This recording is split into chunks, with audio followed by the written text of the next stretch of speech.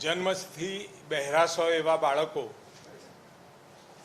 જન્મ થતો હતો અને જન્મ થતાની સાથે બહેરાશના એ બાળકોમાં શ્રવણ શક્તિ ન હોવાના કારણે એમની બોલવાની શક્તિ પણ નહોતી આવતી.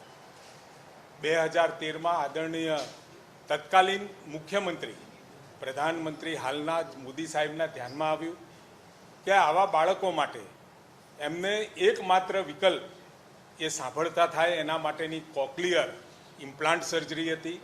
એમને 2013થી આ કાર્યક્રમ ચાલુ કર્યો અને આ કાર્યક્રમ દરમિયાન અત્યાર સુધીમાં 3163 જેટલા બાળકોના ઓપરેશન કોક્લિયર ઇમ્પ્લાન્ટના આ યોજના અંતર્ગત કરવામાં આવ્યા. શાળા આરોગ્ય તપાસણીની અંદર 0થી તે 6 વર્ષ સુધી આ બાળકોમાં આ જો ઓપરેશન કરવામાં આવે, કોક્લિયર ઇમ્પ્લાન્ટ સર્જરી કરવામાં આવે તો વધુમાં વધુ બાળકને ફાયદો થાય અને સાથે 100 જેટલી ઓડિયો સ્પીચ થેરાપી પણ એની સાથે આપવામાં આવે. એનાથી બાળક ભલે જન્મજાત બહેરું હોય, શ્રવણ શક્તિ ના હોય, પરંતુ સાંભળી શકે અને બોલી શકે એ પ્રકારના આશીર્વાદ લેવાનું કામ આદરણીય પ્રધાનમંત્રી મોદી સાહેબે ચાલુ કર્યું હતું.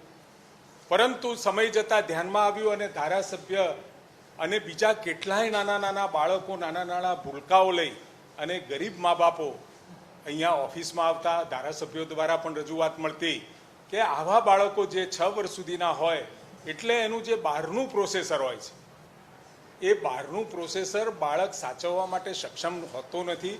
ક્યાંક એ તૂટી જતું હોય છે, ખોવાઈ જતું હોય છે, પલળી જતું હોય છે, કાં તો ઓટોમેટિક એ બંધ થતું હોય છે.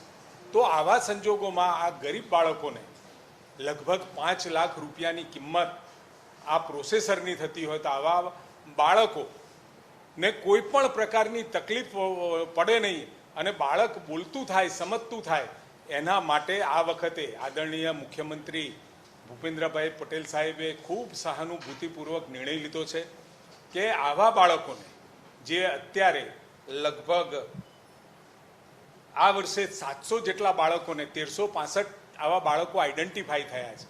એમાંથી 700 બાળકોને જ્યાં તાત્કાલિક આ પ્રોસેસર બદલવાની જરૂર છે એમના માટે 35 કરોડના ખર્ચે એક પણ રૂપિયો લીધા સિવાય આ યોજના અને આ યોજના થકી ભૂપેન્દ્રભાઈ પટેલ સાહેબે ખૂબ સહાનુભૂતિપૂર્વક નિર્ણય લીધો છે. 5 લાખ રૂપિયા સુધીનો જે ખર્ચો પ્રોસેસરનો થાય છે, એક પણ રૂપિયો લીધા વગર ફરીથી એને પ્રોસેસર બદલી આપવાનો નિર્ણય કરવામાં આવ્યો છે.